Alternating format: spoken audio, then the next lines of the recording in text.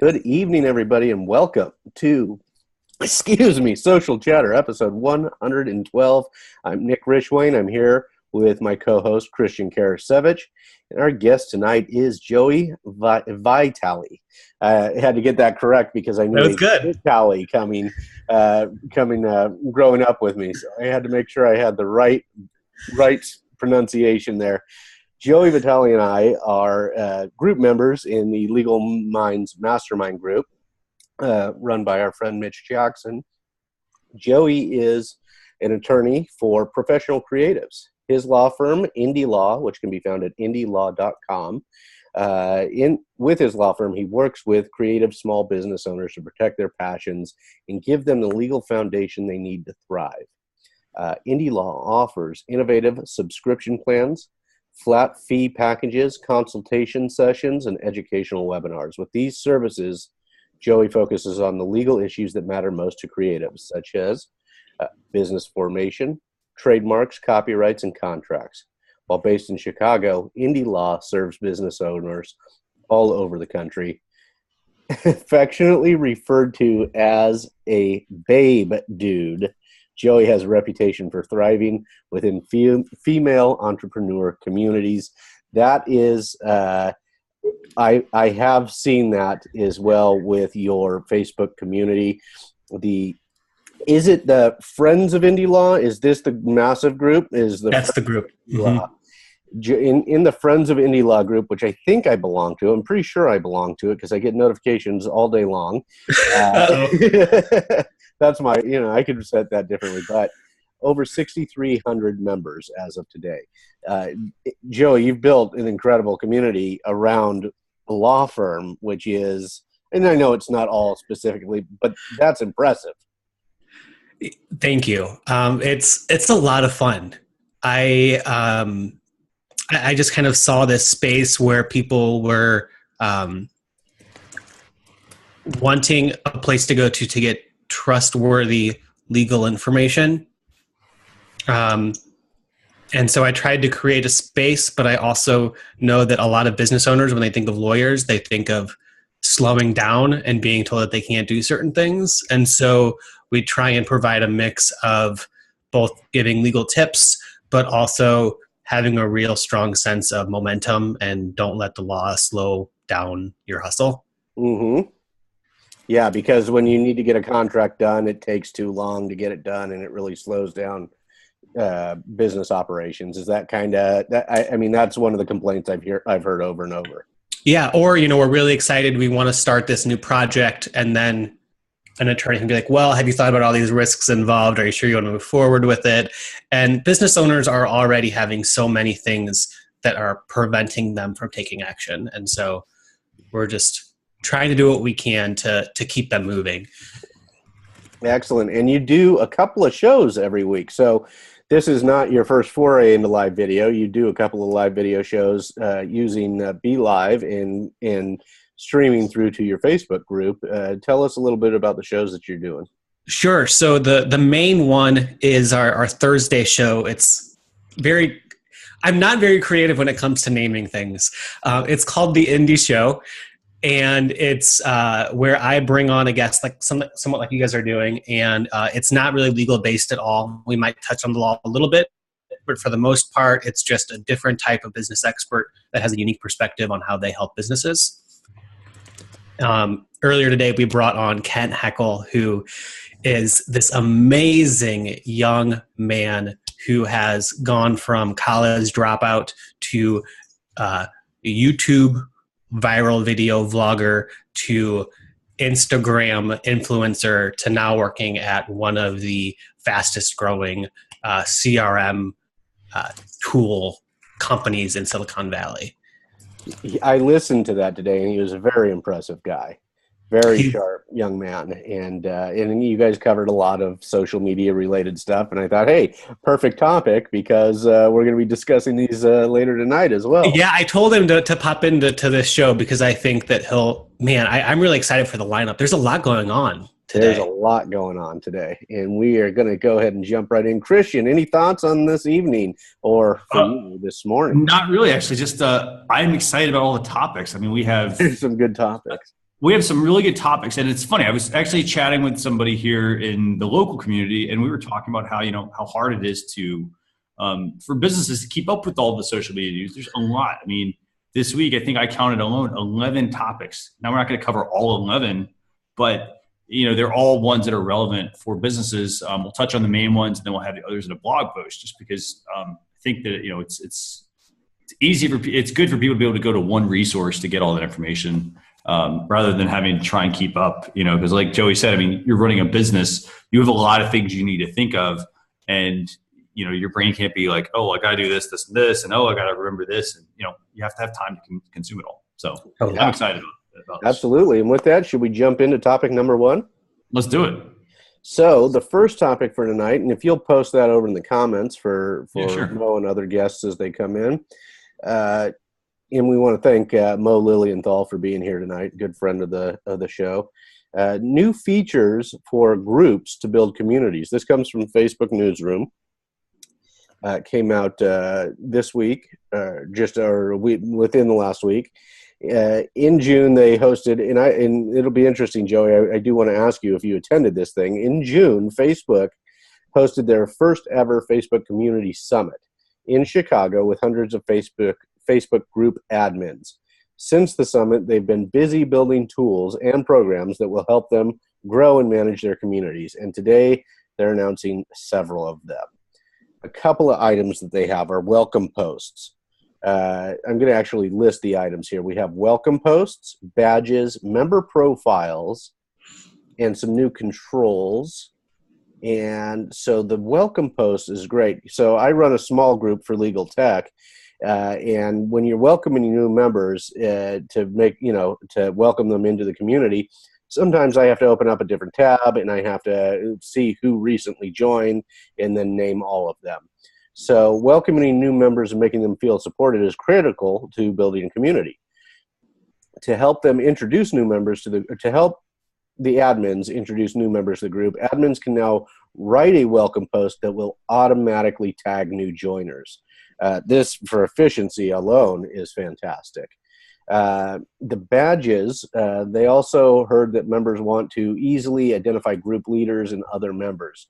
So that's why they've also introduced badges for this group, for group admins, moderators, and new members. So there will be little distinctions between the group members this way.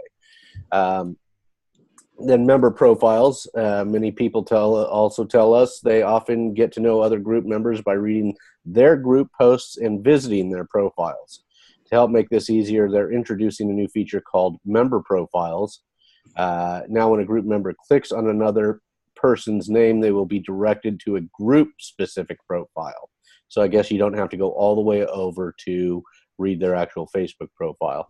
So this will take publicly available information, like things they share in common, and a feed of that person's activity in the group. So it'll be sort of a summary profile. And the last item here are some new controls. Many admins spend hours each week making sure their Facebook groups stay supportive and safe. So we've built some new features to help group admins grow and manage their communities. They heard that conversations sometimes get heated. So they've created more tools for admins to manage members that might have forgotten group rules of conduct. You can now temporarily turn off a member's ability to comment and post, and you can remove members who violate the community's rules from multiple groups. You can do this from multiple groups they manage in a single click. So somebody violates a community rule, you can remove them, or if they are acting a little out of hand, but they're normally pretty good, you can turn off their ability to comment and post for a short while. Joey, this has got to be right up your alley. All of these items, I think, would. I mean, when you and I first got to know each other a little bit early on, I think you were 1,000. There was 1,000 less people in your group at that time, and now it looks like you're up to 6,300. So you've grown 1,000 in just a few months. So I mean, I imagine welcoming people can be pretty difficult from time to time. Yeah, the welcoming thing is huge. Nick, you and I have talked before about that. that whole pinned post concept. There are pros and cons to it, and it looks sometimes different on desktop versus mobile. A lot of people were trying to use that pin post to be like the welcome post that people could introduce themselves or whatever. And so I love that they have this feature. You know, it's interesting. A lot of Facebook groups are closing down. Mm-hmm. And to answer your question from earlier, I wasn't able to make it to the Chicago Summit. I wasn't invited. Okay. All right. But it's really, really interesting to me to see how many groups are closing right now. Why do you think that is? Is it a lack of, is it too much time? Does it take too much time to manage or administrate a group? Or I think it takes a lot of time to manage. And I think that the groups that I am seeing shutting down now, they had been around for a long time. And when they started, I think that there was a different sense of community in those groups. And then as they grew, it became harder. And then ultimately they viewed impossible to maintain that quality of community that they had before. Gotcha. All right. And any other thoughts on any of these other items? Have you ever had to mute somebody or kick somebody out? I've had to kick some people out before, but not using this many features. Something that's a little different about the way that my group works is that I don't let other people usually post in the group. Okay. And so sometimes I will, but it's more of just an engaging way for me to communicate with the group of people who are following me than a page. Okay. But yeah, I think that these controls are amazing, and the badges are cool too. The fact that they have, admins and the group be badged, but I really like that they thought to add new members through a badge, because that can be really helpful as someone who's trying to manage the group. Really identify, okay, like this person is new and they're speaking up. I want to make sure that I'm getting that attention. Want to engage with this person for certain. Yeah. Yeah. Christian, what are your thoughts on these updates? These all seem very positive to me. Oh, definitely. These are all positive. I think that, there's a lot of, I think from a business perspective, there's a lot of time-saving features in here, things that are going to help you learn more about the people that are, essentially, your customers. I think that, overall, group for the longest time, I've been saying Facebook groups are an untapped potential. A lot of people don't think to set up a group for their page. They think, hey, I'm gonna do everything through my page.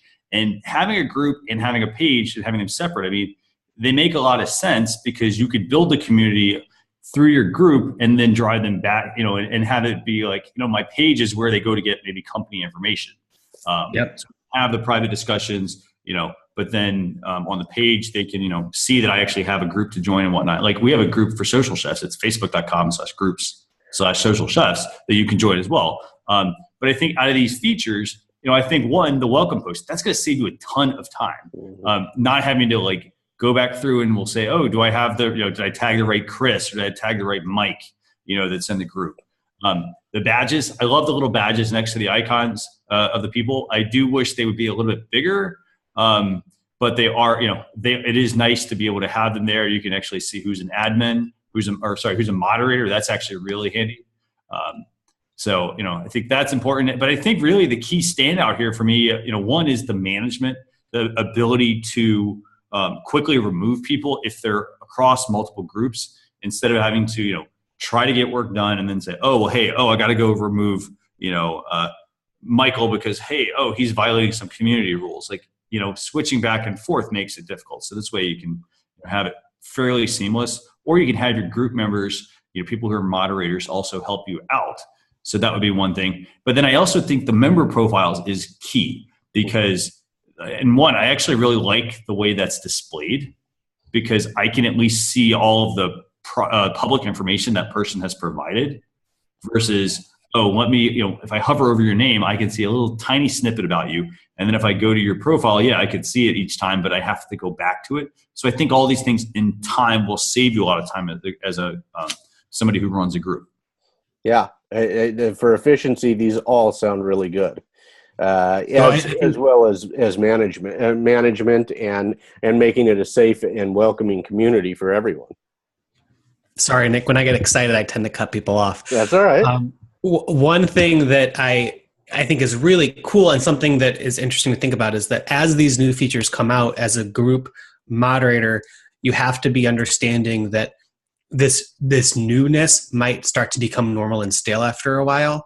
And I've seen some groups already get into the habit of that default welcoming new members starts. If you're already an existing member, you see that, and over time it becomes old. But I like that they allow you to customize it, and I just tested it out. It looks like you can turn that post into a live video.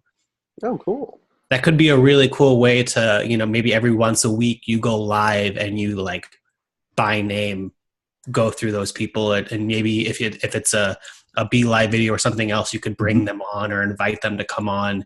I think there's a lot of opportunity there, and just trying to be creative so that it doesn't get old after a while.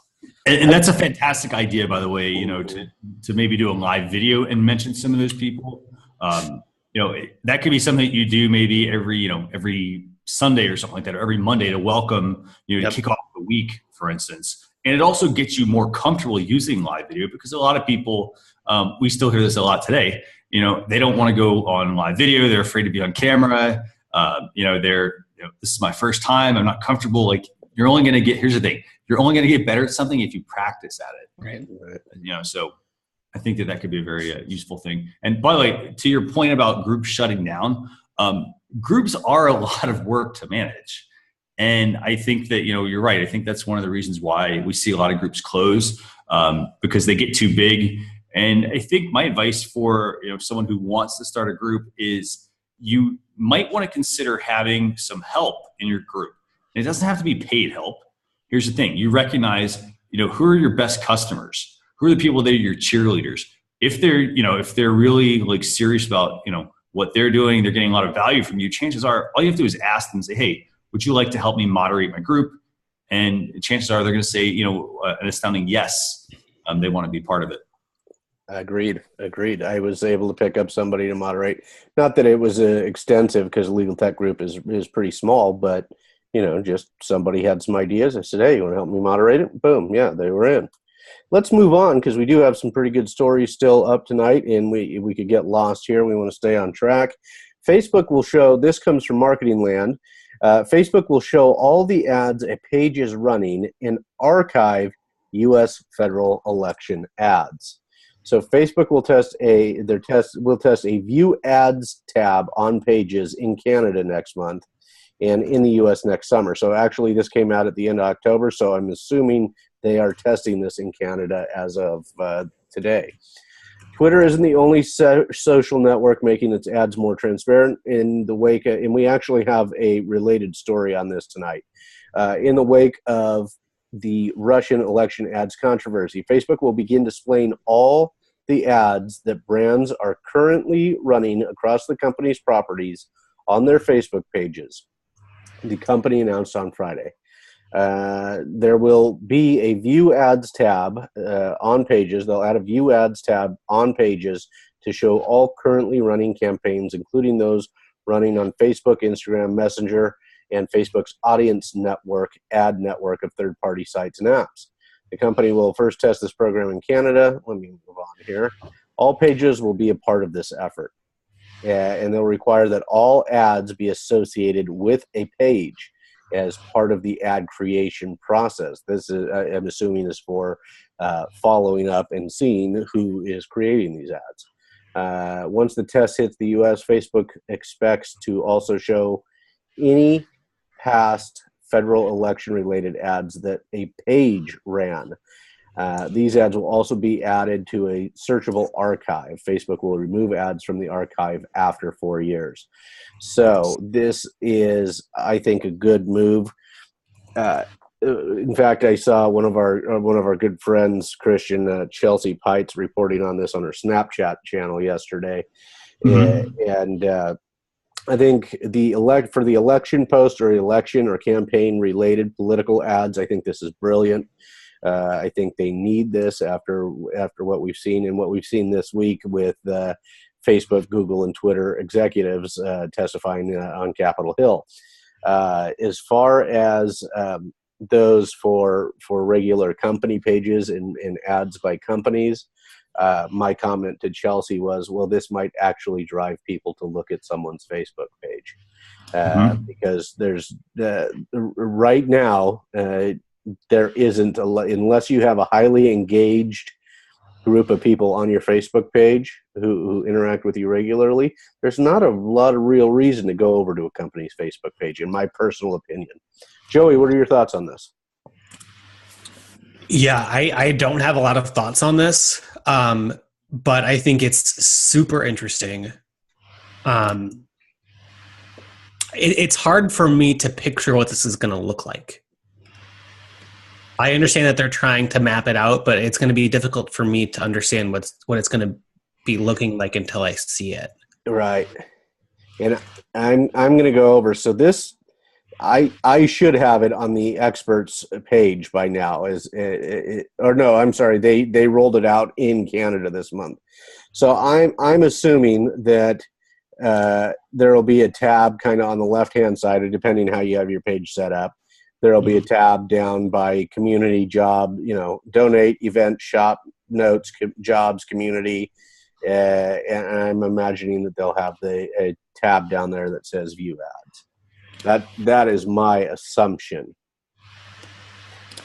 Chelsea's point to this, and Christian, you may appreciate this, her point to this was, when she's thinking of running a Facebook ad, she can go to somebody who, and your creatives may love this, Joey, she can go to another company's page, and although she can't do much with it, she can see what they're doing that might be a creative ad, which may give her some inspiration for creating her own Facebook ad. Christian, what are your thoughts on this?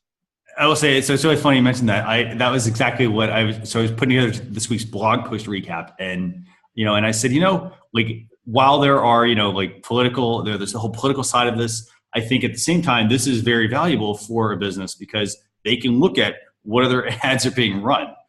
It can give them ideas. If you're like, hey, you know what, let's say I'm a beginner. I want to, really get into, I want to start running some Facebook ads. Where do I start? There's tons of different ones you can run.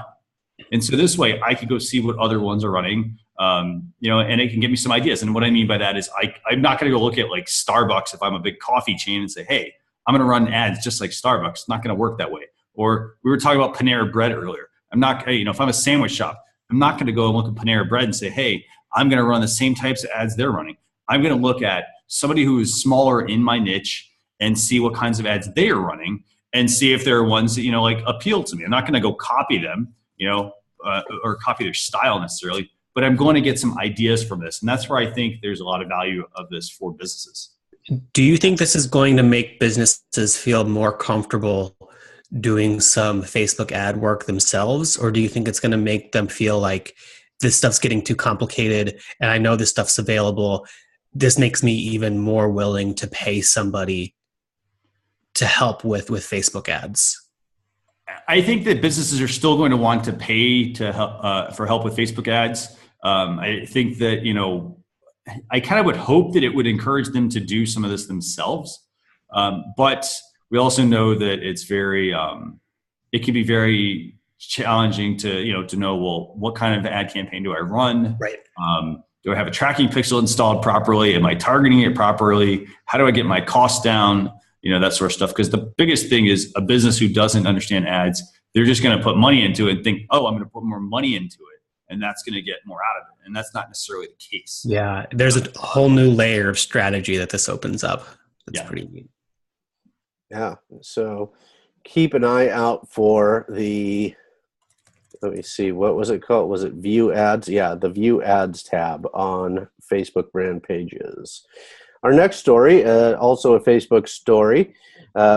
This comes from their newsroom. Marketplace ads, more options for U.S. car shoppers.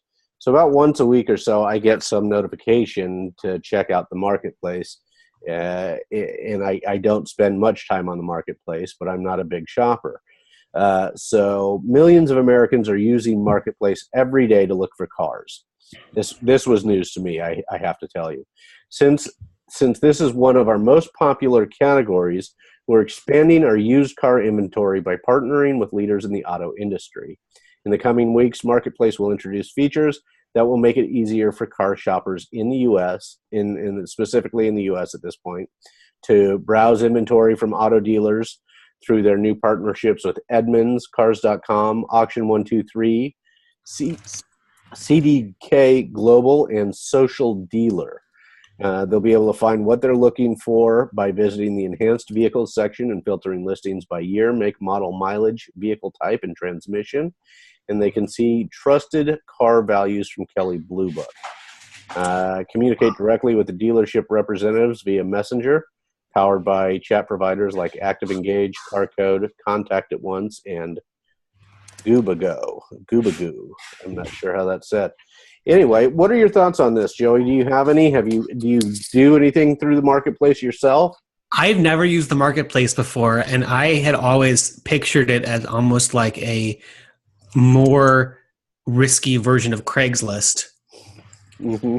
So it's interesting to me that they are really trying to turn it into a more trustworthy source. I think it's really interesting because I think that more and more people in generally are looking to Facebook to now when I want a new thing for my computer, I don't hop on Google, I go on Facebook and I'm like, hey, who has recommendations for this? And so I think the fact that Facebook is paying attention to the fact that people are looking for recommendations on Facebook, and maybe there might be eventually some overlap between people asking for recommendations and then people pointing to the Marketplace. Interesting. Could be interesting, but yeah, I mean, I think that's really I didn't realize that was as legitimate of an option. Yeah. I figured if I wanted a new coffee table or something, I might look in the Marketplace, right? Or somebody's getting rid of something they no longer need. You go to the Marketplace for that. I had no idea that it was such a big market for used cars. Yeah. Christian, what are your thoughts on this? I think here's the thing. I think that the Marketplace is going to change things for dealerships. I think that this is. It's sort of a bit of a slippery slope because if I'm a car dealership, I'm used to controlling the buying process a lot more, and so I think that because this makes it easy for a business or for a person interested in cars to go in there and look up the car information and then communicate with that business via Messenger, I think that is going to change up the process significantly. People are not. I think the purpose of this also is to make it easier for people to feel comfortable buying a vehicle. A lot of times we go buy a vehicle and what is it? The first thing that comes into mind isn't, well, what dealership do I go to? It's hey, let me talk to my spouse or my significant other. We're not ready to buy a car yet. You kind of get on the same page. We just want to go look instead of, and feeling like you're being hounded by the dealership, because people, most of them work on commission. And so I think in that sense, this is going to change things up a little bit.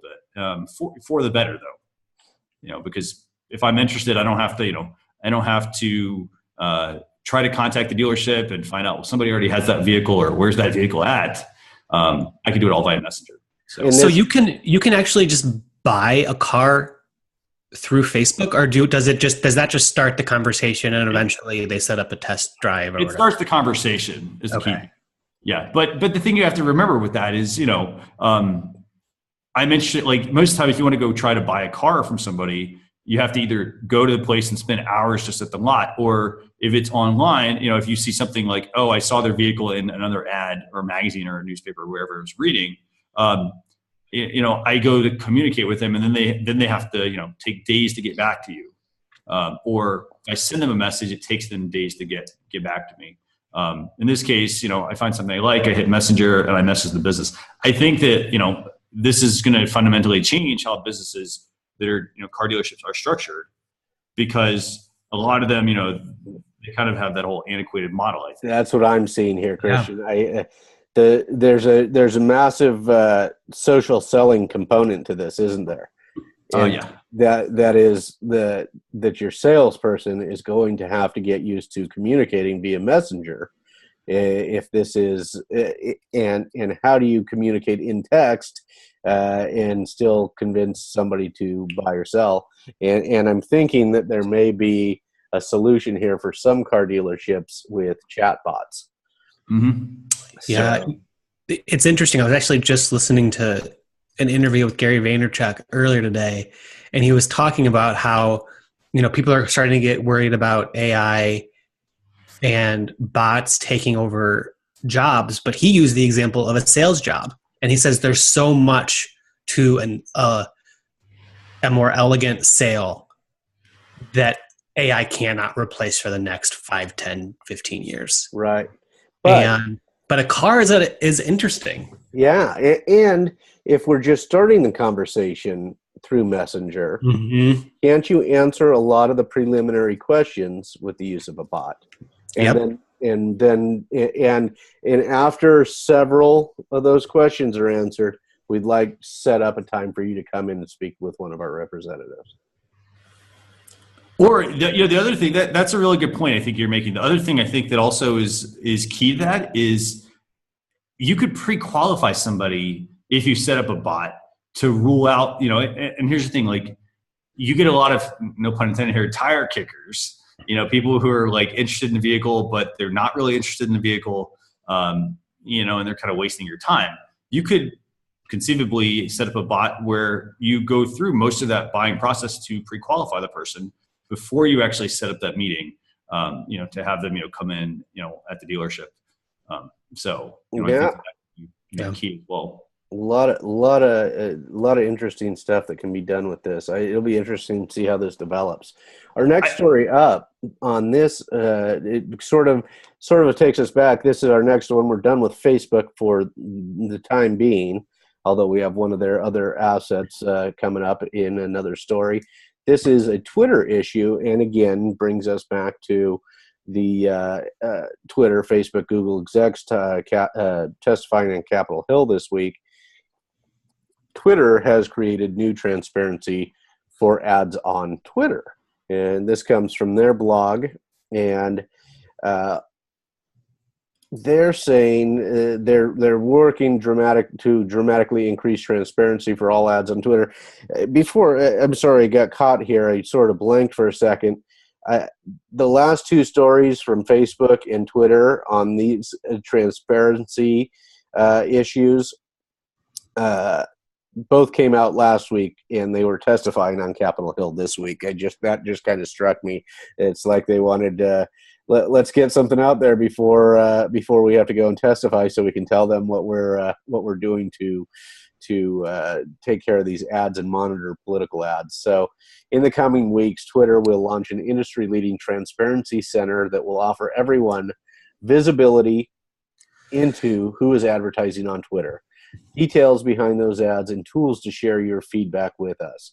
Specifically, the Transparency Center will show all ads that are currently running on Twitter, including promoted-only ads. How long ads have been running, ad creative associated with those campaigns, ads targeted to you, as well as personalized information on which ads you are eligible to receive based on targeting. And then they have a specific section for political and electioneering ads. Electioneering ads are those that refer to a clearly identified candidate for or party associated with that candidate for any elected office. To make it clear when you are seeing or engaging with an electioneering ad, we will now require that electioneering advertisers identify their campaigns as such. Which I see, they're claiming it as a political account is how they'll market an ad.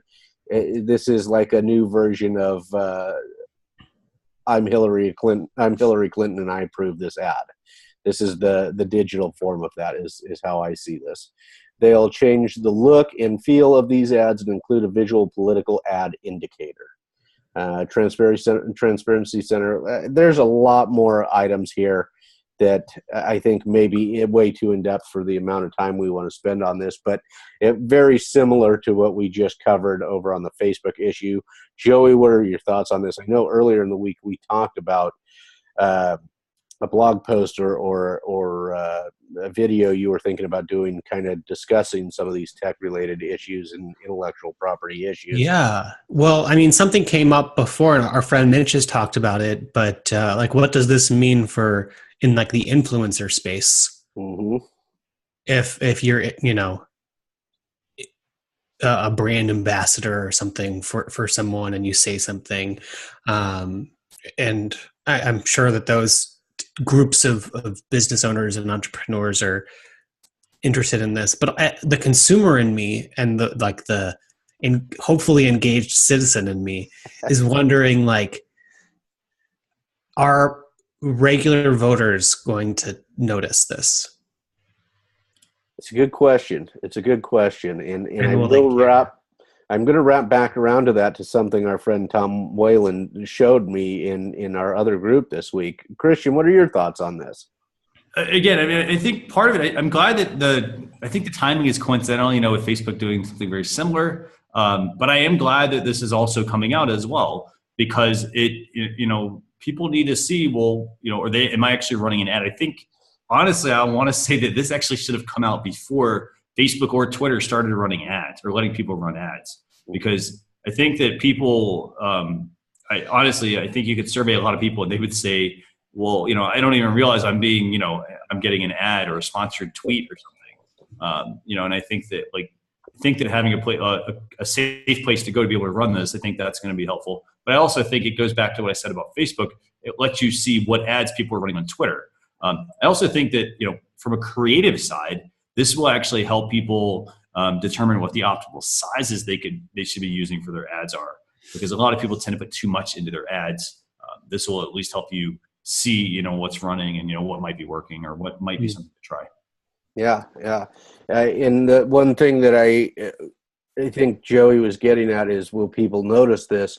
And I can only relate that to, remember the Facebook context thing that we talked about a couple of weeks ago, Christian, Mm-hmm. where when you see an article or a post in your Facebook feed, well, Tom Whalen from the Legal Minds group had took a screenshot and shared it with the group after a blog that I had written this week on the Paul Manafort indictment and the expert witnesses that would be used in such a case.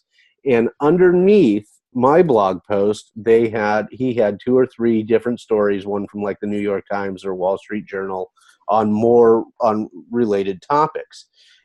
So now, granted, Tom is probably more aware of these things because he's in marketing as well. He's probably a little more aware than the average consumer or average social media user.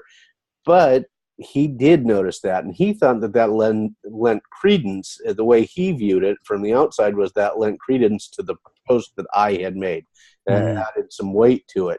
So he noticed that, and that was in the mobile version. I think the way that they have this designed, it looks like they are going to really spell out that it is a political account, and with some bright colors and visual indicators. So I'm hoping that people will notice. Any final thoughts on this one? And I'm going to take that as a no. And we'll move on to, this is a cool one, I think. And Christian, in your current location, I imagine this is this may be U.S. only. Now that I think about it, but Instagram, and this comes from their blog. Instagram this started on Halloween. They can now users can now use Instagram in Arabic, Hebrew, and Farsi for the very first time. Easy to change your language setting. Go to the settings tab on your profile and tap languages to choose Arabic, Hebrew, or Farsi. Your app will update to read from right to left. With this update, we hope more people around the world will be able to connect with people in interests that matter to them. I think this is great I think this is smart business for Instagram. These are, huge populations, many of whom want to read in their native language. And I think this is a great business move. Christian, did you test this out in your current location and see if it's working on your end yet? I have not tested it out yet, actually, but I could actually do that while we're here chatting. Actually, Okay. Joey, what are your thoughts on this? Well, I'm kind of surprised that this wasn't introduced sooner. Yeah. Um, I wonder if it's after what, like the first billion users or Yeah. yeah. I wonder if this is kind of like I know Facebook for the last maybe year or so has had the translation option, and I wonder if that's going to be a part of this. Where if I see somebody who posted something in Arabic, I could push a button and it'll try and translate it in English for me. Yeah, it'll be interesting to see how that plays out. But you know who I thought of when I was reading this story today was Jim Hacking.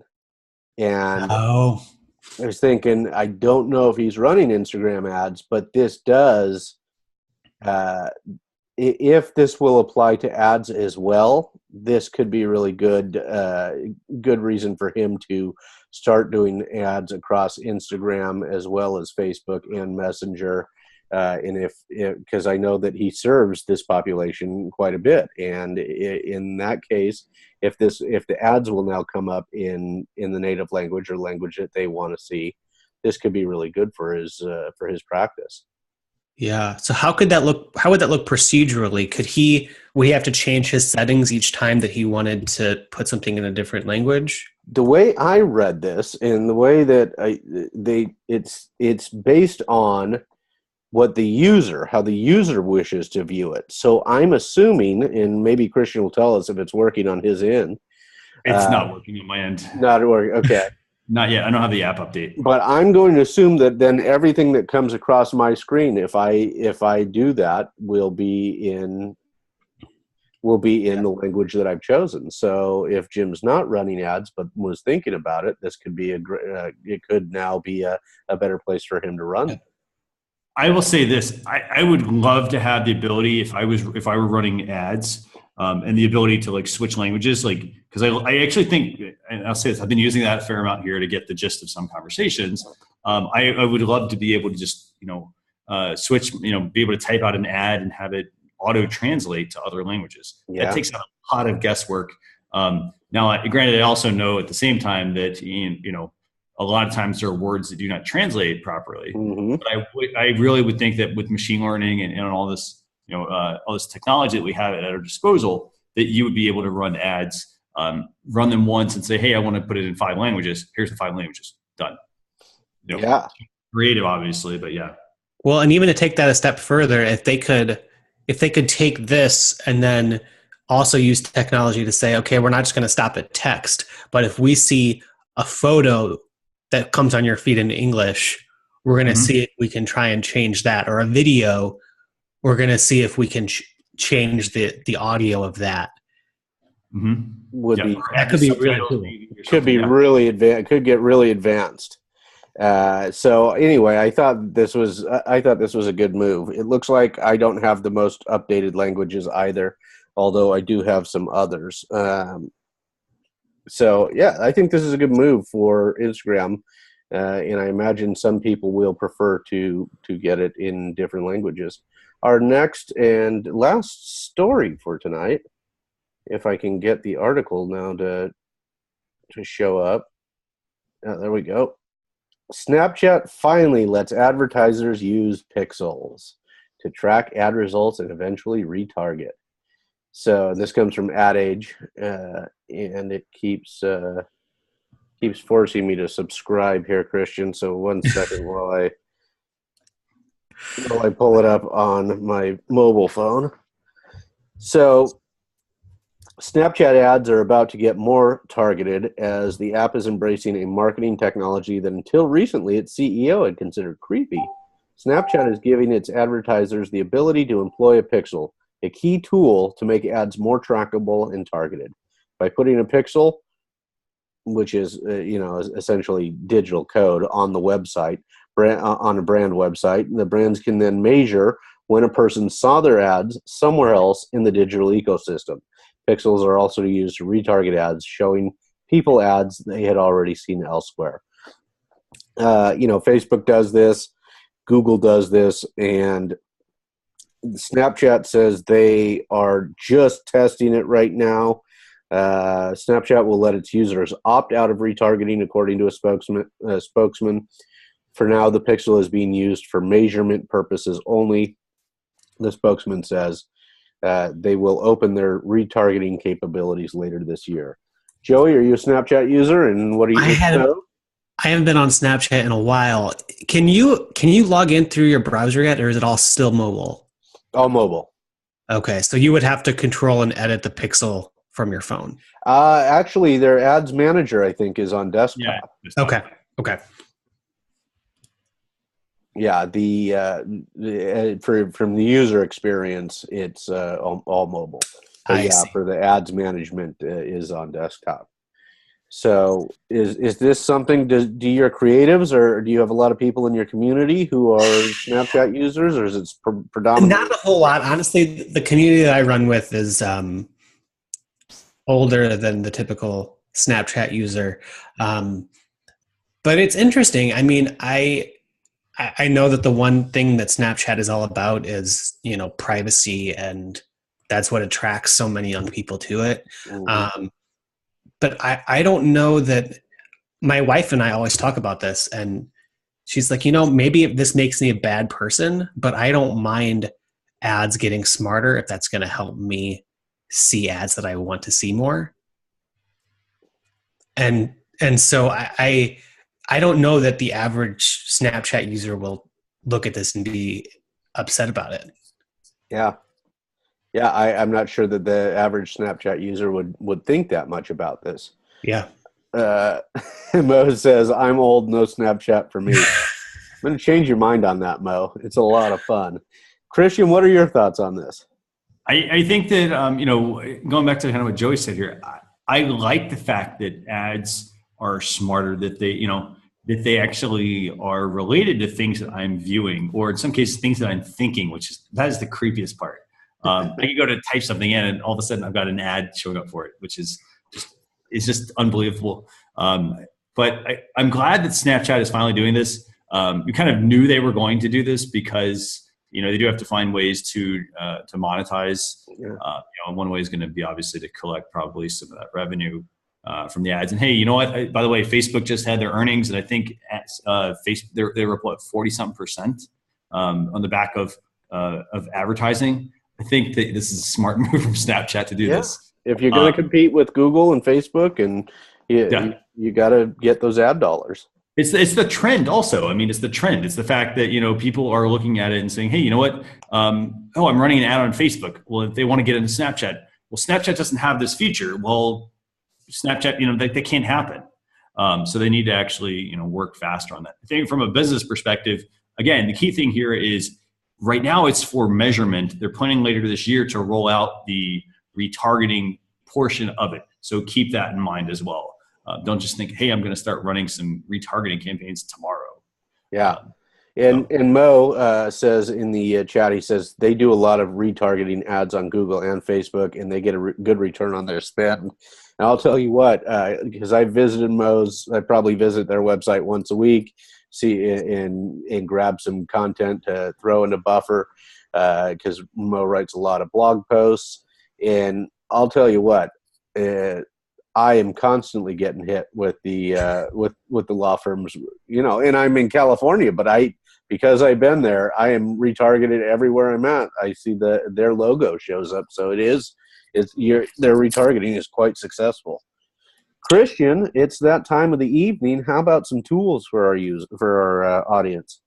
Okay, let's talk about some tools. So let me get these pulled up for everybody. And by the way, while I'm doing this, we have what, like 5-6 more topics There's a lot of topics to cover on the blog. So be sure you check out the blog post that will be going live tomorrow on socialchefs.com/blog. It'll be the first post. Okay, so let's talk about tools. Okay, so tool number one is, I hope I'm saying this right, Owler, Owler. And this is, let me actually get this pulled up for everybody. Let's see, where's everybody? Here we go. Okay. So tool number one, it's called Owler. I think that, this tool, what this does is it lets you subscribe to news about a company. This is, it's a free tool. you basically go in there, you enter in whatever tools you want to be able to check out. You enter in companies you want to check out. And what it's going to do is it's going to bring back the news to help you get, the competitive analysis or intelligence about a business. So you don't have to go try to, keep track of, who's saying what. Very cool. Actually pull that up actually. So, okay. So there's Owler. So what Owler is, as I mentioned, like you put in, which company do you want to track? They've got, I think, over 1 million companies. They track news, they track alerts, and of course, company insights. But it's free. So you put the business in, and then they'll pull back information such as their a daily snapshot about them, some competitive stats and whatnot. Very, very, very useful. Here's the thing. I know you can go to google.com/alerts and set up Google Alerts. But I will say Google hasn't really been updating that product for a while. They haven't been updating it, and I also don't find that it's, while I love Google, I don't find that the results that come in sometimes are very efficient. Sometimes you get stuff, sometimes you don't. I think it's kind of fallen by the wayside. So this is a tool to help you pick up some of that slack, but very simple. Put in the name of the company, search for it, and you'll get basically a synopsis or sent to you every single day. And yes, I realize more email, but it's something you can at least filter once that email comes in. Cool. And what's our second tool for the evening? Okay, so the second tool. Okay, so let's talk about the second tool. So we're talking about, a little bit about, we talked about Facebook tonight. We talked about Instagram. The second tool is called CutStory. And CutStory is a tool for you to be able to extend or to basically take a video, for instance, and turn it into content for Instagram stories. Okay. Or also Facebook stories, actually. So let me get that in the chat for everybody, so everybody can check this out. I'm trying to remember if this is a free app or a freemium app. Let's see. Okay, so this one's pulling up right now. Okay, so this is, let's see, where is it? Here we go. Okay, so this is CutStory. You guys should see that, right? Yep. Okay, so CutStory, very simple. It's the ability for you to take videos, take a long video, take multiple photos, set a duration. In this case, you can add music and do that sort of stuff. But basically, cut that into little snippets, and then you can put that into your stories. So, for example, you could take a 60-second video, cut it into 10-second fragments, and you now have content to share in your story throughout the day. Okay. And by the way, that is a free app. Oh, it is. Okay. Yeah. I'm going to have to tell our friend Nicole about this one, Joey. Yeah, I have a feeling she'll love this. She's our Instagram master. I think this is super interesting. Go ahead, Christian. I was going to say, the key thing about a lot of these apps, they're one-off apps. So if you need to, edit a video, I'm not going to fire up, if I'm on a mobile device, I'm not going to fire up iMovie and quickly go in and cut something up. Sometimes it's better just to use these one-off apps just for the intended purpose. And try to instead of trying to make it do more than it needs to, just use that. Yeah, I think Nicole would enjoy this app. I think she can be pretty creative with the things she does on her stories. You were saying, Joey? Well, I wouldn't be surprised if at some point this app got pulled. And so I would recommend anybody who is interested in it to download it. Yes. It's also interesting that it's not an Instagram or Facebook app. Yeah. Why do you think this will get pulled, Joey, just for our listeners? It's been my experience that every once in a while I'm like, oh man, I wish I had an app on my phone that could let me do X. And I've Googled it. And they're like, there's this cool app. And then it's not available in the App Store. And I look it up more and they said that it got pulled. And I've just found that there's some video editing apps that for whatever reason tend to get flagged relatively quickly.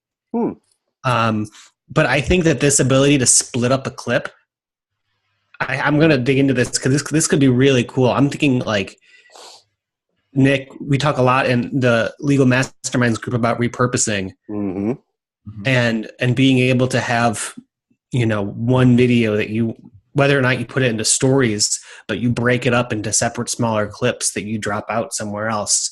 could be really, really helpful. I think so. And adding music to it, that's a really cool add-on feature. Very cool. Very cool. And that is a free app, by the way. And by the way, Joey, to your point, downloading it now, when you download apps from, say, the App Store, they do stay in your purchased downloads. So even if the app gets removed, you do actually still have the ability to use it. Oh, really? Yeah. So you have it until it gets removed from until it no longer works in the iOS version that you're running, maybe. Okay. But if they pull it before you can download it, then there's no way to get it on this list. Right. Okay. If they pull it from the store, for example, if they pull it from the store listing, then no, you can't download it. But if you download it, it should be in your purchased items. Okay. Cool. So and that is it for this evening. Christian, the blog post is ready. Will be out tomorrow. It will, yes. And I'll actually drop a link in here for everybody to go just to the regular blog, and then it'll be get all those stories that we didn't get to cover tonight because there were a lot of them. And Joey Vitale is. Where does everybody find you? How do they get in touch with you? Where should they? Sure. So the best place to go is indielaw.com. We have a new website. So if for whatever reason you type that out and it doesn't work, give it an hour. I'm sorry, but it should be working. We just moved from Squarespace to WordPress. I was talking to Christian last week about the move. It wasn't fun, but pretty much if you go there, we try and make it very kind of choose your adventure. So whether you want to join our Facebook group or connect with me by email, you can try to just click and go there. Before we drop off, I wanted to go back to Owler real quick. Sure. Yeah. I understand that it kind of helps you take a look at what your competition might be doing, but could you also use that to make sure that you're following certain businesses that you might want to be sure that you're sharing out? Mm-hmm. Yeah. Okay. So you're thinking use it for like a Feedly?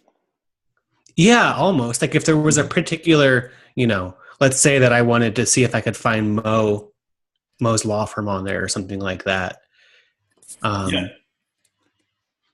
Interesting. I would say here's the thing. I would recommend you put your business in there. You put, competitors in there.